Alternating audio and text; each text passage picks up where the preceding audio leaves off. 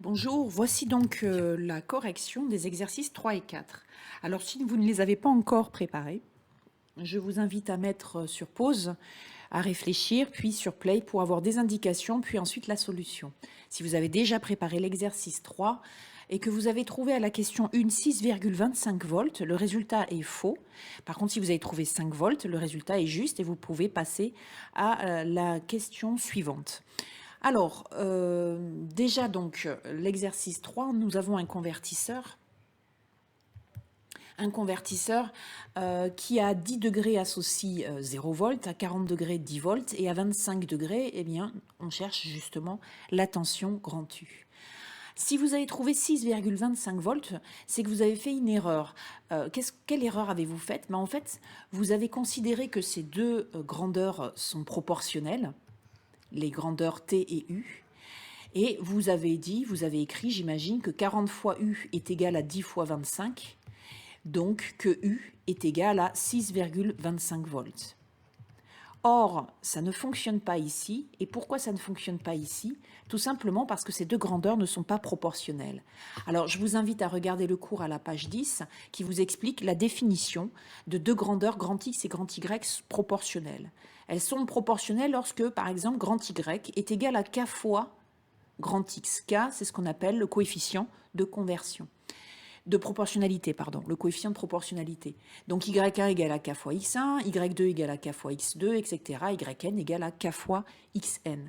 Or, si par exemple on prend x1 égale à 0, eh bien k fois 0 va donner 0. Donc lorsque nous avons deux grandeurs proportionnelles, à 0, il correspond 0. Et la représentation graphique d'ailleurs, la droite qui va représenter vos points x, y, eh bien, c'est une droite qui passe par l'origine du repère et on a affaire à une fonction linéaire. Donc ça, c'est pour le vocabulaire.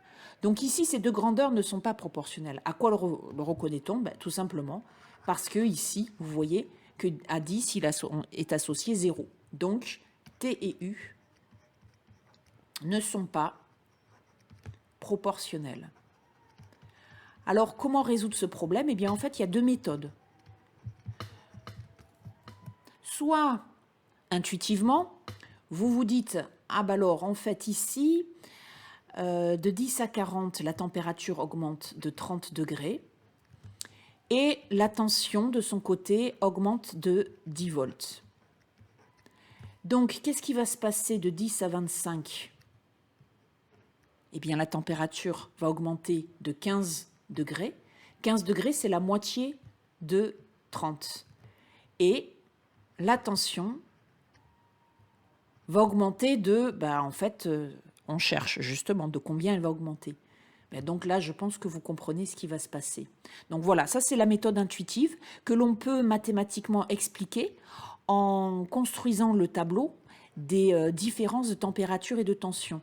Donc ici, vous allez avoir quand la température augmente de 0 degré, donc quand elle n'augmente pas, autrement dit, la tension forcément ne va pas bouger de ce côté. Donc on va avoir ici un tableau de proportionnalité. Cette fois-ci, delta T et delta U sont proportionnels et on va pouvoir faire le produit en croix.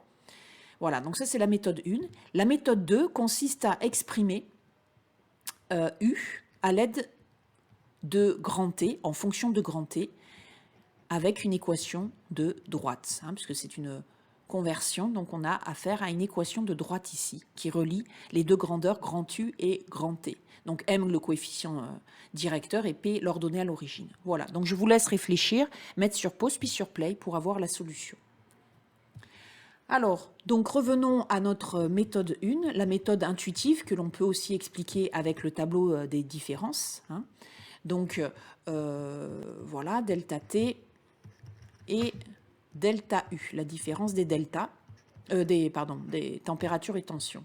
Donc on a dit que entre 10 et 40, la température augmente de 30 degrés et la tension de son côté augmente de 10 volts.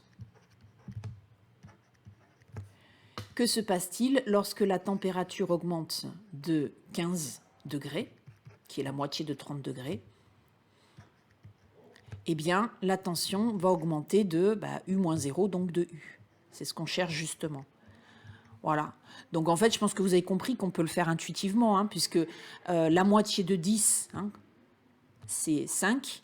Donc 0 plus 5, on va trouver U égale à 5. Ou alors, vous faites le produit en croix, hein, vous dites que delta T et delta U sont proportionnels, puisqu'à 0, il correspond 0. Et donc, vous pouvez ici faire le produit en croix. Voilà, donc 30U est égal à 15 fois 10, c'est-à-dire 150. Donc U égale à 150 sur 30, ce qui fait 5 volts. Voilà, donc ça c'est la méthode 1. La méthode 2, en passant par l'équation de droite, donc on veut exprimer donc U en fonction de T. Donc pour cela, on va prendre 2 points sur la droite. Donc je vais dire qu'ici, j'ai le point A et ici le point B. Voilà. Donc M, le coefficient directeur, ça va être la différence des ordonnées, donc UB moins UA, sur la différence des abscisses, TB moins TA. Donc je trouve UB moins UA, ben, ça fait 10, divisé par TB moins TA, 30. Donc le coefficient directeur, c'est 1/3. Ensuite, pour l'ordonnée à l'origine, eh bien là, vu que je n'ai pas de droite tracée, je vais utiliser un point sur la droite, par exemple le point A de coordonnées 10, 0. Donc ce point appartient à la droite, hein, je vais l'appeler D cette droite. Voilà, droite, hop. Ah, donc ça veut dire que les coordonnées de ce point vérifient l'équation de la droite. Je n'ai plus qu'à remplacer pour obtenir petit p. Donc UA, c'est égal à 0. M, on a trouvé 1/3. TA, hein, donc rappelez-vous, hein, T c'est l'abscisse et U la tension. Hein. Donc TA, c'est 10. Et puis, plus P. Donc j'obtiens que P est égal à moins 10/3. D'où l'équation de la droite. L'équation de la droite, on a donc U égale 1/3 de T moins 10/3. Donc après, je peux écrire autrement cette équation en mettant 1/3 en facteur, hein, ça fait 1/3 de T moins 10. Voilà, donc si je veux, je peux écrire 1/3, parenthèse, T moins 10. Et donc, je n'ai plus qu'à remplacer, hein, puisque moi, je sais que la température est égale à 25, donc je remplace et j'obtiens que grand U est égal à 1/3 de 25 moins 10, ce qui fait 15 sur 3, 5. Voilà, donc je retrouve bien évidemment le même résultat que dans la question, dans la méthode précédente. Voilà, donc je vous laisse maintenant résoudre la question 2. Cette fois-ci, on vous donne une tension et on vous demande la température à la sortie. Vous utilisez la méthode qui vous convient le mieux, hein, soit la méthode intuitive ou que l'on peut expliquer avec un tableau des différences, ou alors l'équation de droite. Vous pouvez même reprendre cette équation de droite ici et exprimer T en fonction de U. Voilà. Voilà, donc je vous laisse mettre sur pause et sur play pour avoir la solution, ou alors mettre sur play directement. Donc on a dit méthode 1, la méthode intuitive. Donc cette fois-ci, la tension de sortie, c'est 3. Et on cherche la température à l'entrée. Donc voilà la solution. Alors si je prends par exemple la méthode 1, je vais donc avoir avec la différence des températures, la différence des tensions. Voilà, donc je vais obtenir ici, je vais prendre A, B et C, d'accord? Donc la différence de A et B, donc ça va être 30, de côté température, 10 côté des tensions, et puis après, de A et C, ça va faire T-10 côté température et 3 moins 0, donc 3 côté tension. Donc là, ces valeurs sont proportionnelles, donc je peux faire le produit en croix et j'obtiens 90 est égal à 10 fois T-10. Donc 10T est égal à 90 plus 100, donc 190, donc T est égal à 190 sur 10, c'est-à-dire à 19. Donc vous obtenez une température de 19 degrés. Donc ça, c'est pour la méthode 1. La méthode 2, on peut utiliser la formule de la droite précédemment. Donc on avait U égale 1 tiers de T moins 10. Donc à partir de cette équation, je vais isoler petit à petit T. Donc pour isoler petit à petit T, je vais tout multiplier par 3, comme ça je n'ai plus de fractions. Alors évidemment, des deux côtés de l'équation, sinon je modifie les solutions. Donc je vais obtenir 3U est égal à T moins 10, et donc T est égal à 3U plus 10. Je n'ai plus qu'à remplacer, donc ça c'est l'équation de ma droite, je n'ai plus qu'à remplacer, donc quand U égale à 3, eh bien je vais obtenir T égale à 3 fois 3, 9, plus 10, c'est-à-dire 19, et donc je retrouve bien le résultat de la méthode précédente, 19 degrés Celsius pour la température. Passons donc à la question suivante, question 3. Alors question 3, soit T la température à l'entrée et U la tension de sortie, exprimez U en fonction de T, puis représenter les variations de U en fonction de T. Alors, donc, si vous avez bien suivi les diapositives précédentes, je vous explique donc comment, dans la méthode 2 à chaque fois, comment exprimer l'équation de la droite. Donc, vous faites un retour en arrière. Donc, on avait trouvé que U est égal à 1 tiers de T moins 10. D'accord ? Donc, en fait, on va avoir 1 tiers de T, si vous voulez, moins 10 tiers. C'est la même chose. Vous avez ici une équation de droite dont le coefficient directeur est positif.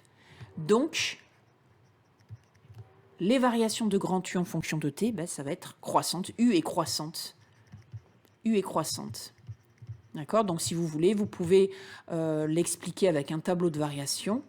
Vous avez donc T, la température, de 0 à 40 degrés. Et vous avez donc U qui est croissante de 10 volts, ça y est, je ne me rappelle plus, je crois que c'est de 10 volts à je ne sais plus combien.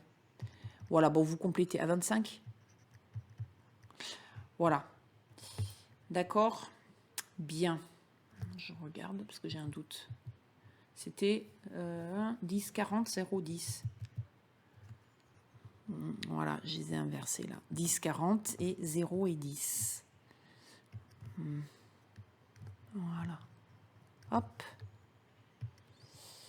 0, 10. Voilà. Question 4. En déduire l'expression de T en fonction de U, mais on l'a vu dans l'équation précédente. Donc T égale à 3U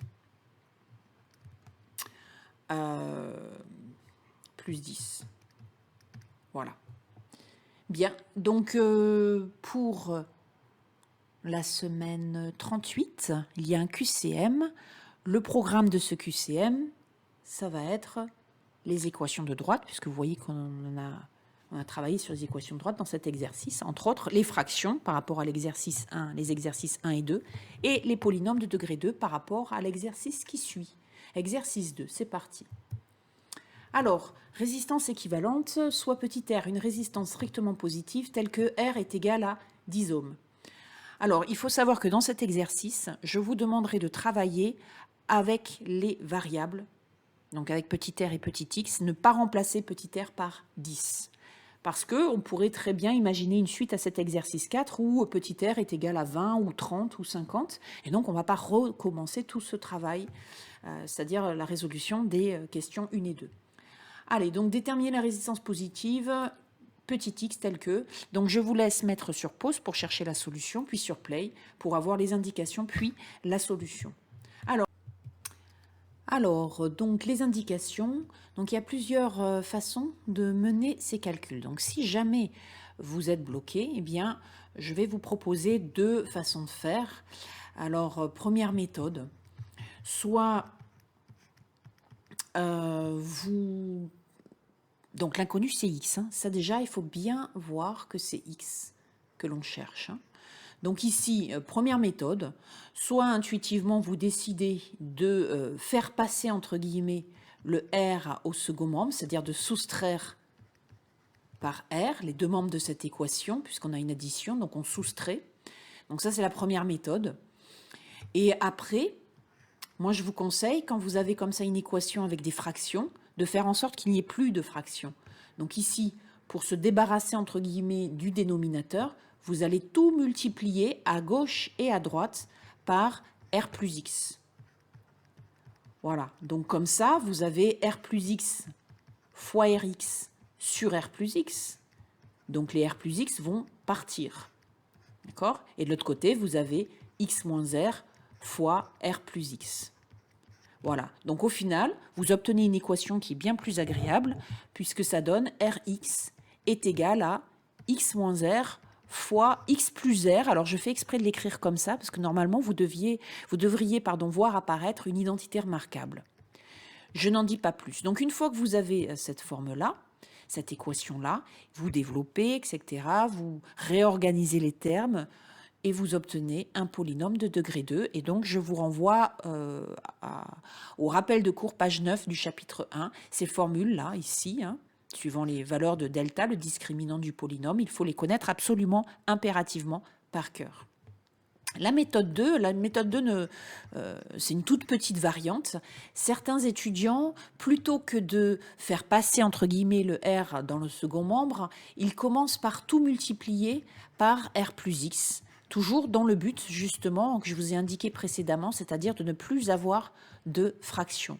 Mais alors faites bien attention, parce que quand vous multipliez tout par R plus X, les deux membres de votre équation, l'erreur qui est souvent faite, c'est d'oublier de multiplier aussi petit r par R plus X, parce que vous avez une addition ici. Donc quand vous multipliez par un nombre, une addition, il faut multiplier chaque terme de l'addition par ce nombre. Par exemple, si vous avez A fois B plus C, eh bien ça fait AB plus AC. Donc ici, on va obtenir R plus X fois R plus X fois Rx sur R plus X. Donc c'est fait pour, les R plus X s'en vont. Et de l'autre côté, on a X facteur de R plus X. Voilà, donc vous n'avez plus qu'à développer pour obtenir notre polynôme de degré 2. Je vous laisse mettre sur pause pour continuer, puis sur play pour avoir la solution.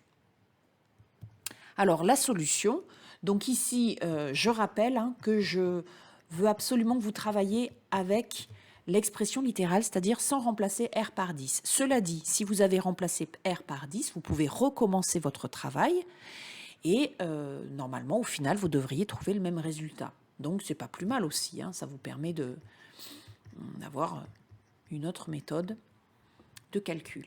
Alors, je reprends donc les calculs précédents. Donc, j'avais obtenu Rx est égal à X moins R fois X plus R, donc identitaire marquable, comme je vous l'ai indiqué. A moins B fois A plus B, ça fait A carré moins B carré. Donc, on obtient X carré moins R carré.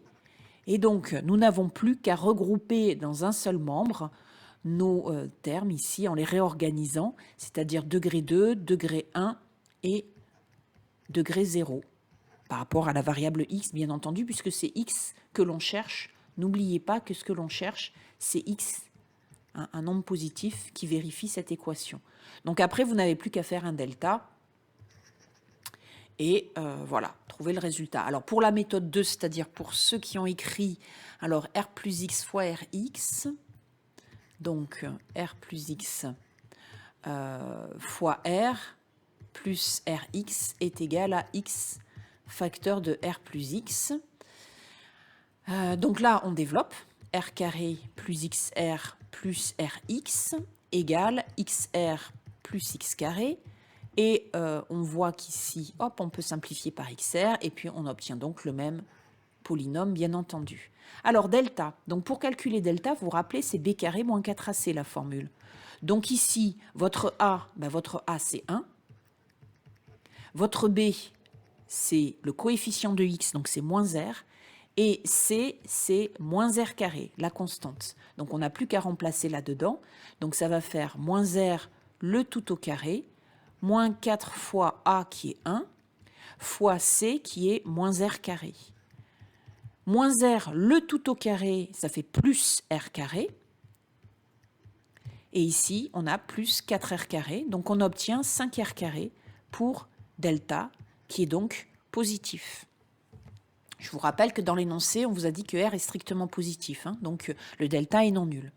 Donc ça veut dire qu'il y a deux solutions, x1 et x2, qui vont forcément dépendre de petit r. Donc ça fait moins b plus racine carrée de delta sur 2a, ce qui donne moins b, ben ça fait plus r, plus racine carrée de 5r carré sur 2a, c'est-à-dire sur 2. Alors ça, on peut le simplifier si on le souhaite. Hein. Ça va faire r plus, on a la racine carrée d'un produit, donc ça donne racine de 5 fois racine de r carré sur 2. Et ici, comme r est positif, eh bien, la racine carrée de r carré est à ce moment-là égale à r. Attention, parce que si r avait été négatif, je vous l'ai expliqué dans le formulaire qui se trouve à la page 9 du chapitre 1, si r est négatif, à ce moment-là, la racine carrée de r carré, c'est l'opposé de r. Et je vous rappelle que la formule générale, quel que soit le signe de r, racine carrée de r carré, c'est valeur absolue de r. Donc ça, c'était juste en passant pour vous rappeler quelques petites choses importantes. Voilà, donc ce que l'on obtient, c'est ceci. Et on peut, si l'on souhaite, factoriser par petit r. Donc voilà la première solution. La deuxième solution, eh bien, on va avoir moins b moins racine de delta sur 2a, ce qui donne donc r facteur de 1 moins racine carrée de 5 sur 2. Donc, la résistance positive qui vérifie cette équation, eh bien, on va avoir x1 ou x2, on a deux solutions. Sauf que, attention, x est positif. Donc, comme x est positif, il va falloir faire attention aux signes des deux solutions obtenues et on va vérifier. Alors, 1 plus racine de 5, c'est positif, r est positif, donc cette première solution est valable. Par contre, celle-ci ne l'est pas, parce que forcément, 1 est plus petit que racine de 5, puisque le carré, si on élève au carré, 1 est inférieur à 5, d'accord? Donc forcément, on va obtenir que 1 est plus petit que racine de 5. Donc cette solution, sinon vous le faites à la machine à calculer, hein, cette solution est négative. Donc la solution du problème, c'est donc r facteur de 1 plus racine de 5 sur 2. Et donc après, si on veut, on peut remplacer à ce moment-là, à la fin, application numérique, hein, on peut remplacer donc r par 10, comme c'était indiqué dans l'énoncé, et on obtient que x est égal à 5 facteurs de 1 plus racine de 5, résultat que vous avez dû obtenir en remplaçant immédiatement, dès le départ, dès l'énoncé ici, r par 10. Voilà pour la question 1. Nous passons à la question 2. Il s'agit d'une inéquation à résoudre cette fois-ci. Alors, on vous demande cette fois-ci de déterminer la résistance positive X telle que nous avons cette inéquation. Alors, on a résolu l'équation précédemment. Donc, on va se servir des résultats de la question 1. Mais avant, il faut faire attention.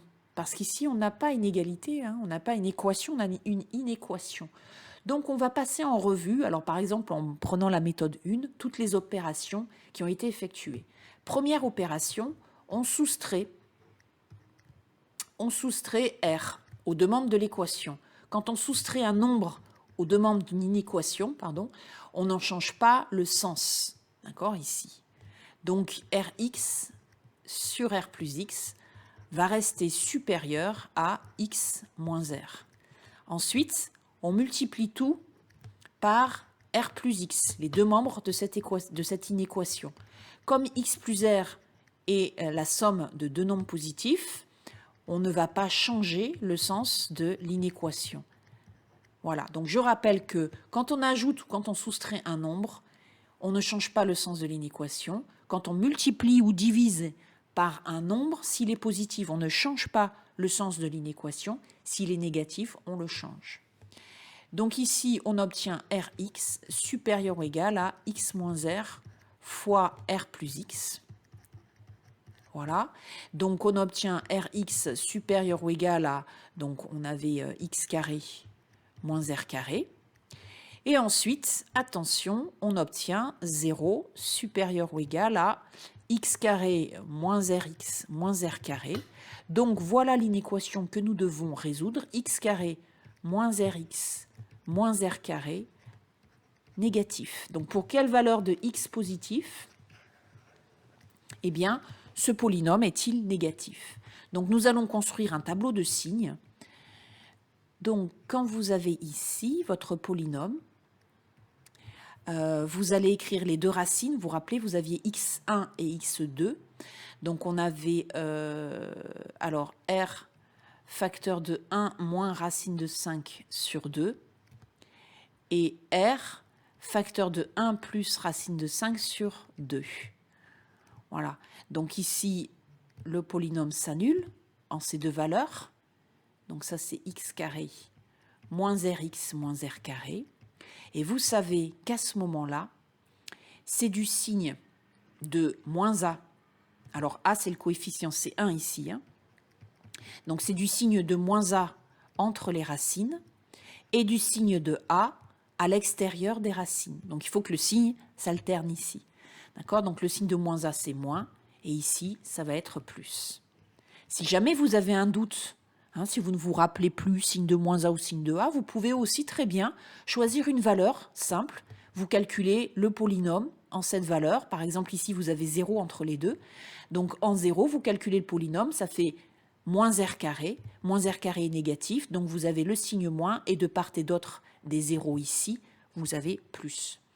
Donc, qu'est-ce qu'on cherche? On cherche les x positifs. Attention, on cherche les x positifs, donc à partir ici, hein, à partir d'ici, tel que x carré moins rx moins r carré est inférieur ou égal à 0. Donc, c'est dans cette zone-là, dans cet intervalle-là, d'accord? Donc, entre 0 et r facteur de 1 plus racine de 5 sur 2. Donc, le résultat, l'ensemble des solutions ici, ça va donc être l'intervalle de 0 à r facteur de 1 plus racine de 5 sur 2, c'est-à-dire à 5 facteur de 1 plus racine de 5. Pour les bornes, on accepte ici que le polynôme soit nul, puisque c'est une inégalité large. Donc on va prendre le 0, sauf qu'il me semble que dans l'énoncé, x est strictement positif. Hein. C'est marqué la résistance positive, donc elle peut être nulle en fait. Bon, c'est vrai que c'est pas très clair dans l'énoncé, mais normalement une résistance est plutôt strictement positive. Mais bon, on va écrire comme ça c'est quand x est positif ou nul, d'accord? Et puis ici, fermé, puisqu'on accepte la valeur 0. Voilà. Bien, donc je vous demanderai de bien travailler les polynômes de degré 2, les équations de droite et les fractions pour le QCM de la semaine 38. Bonne semaine, au revoir et à bientôt.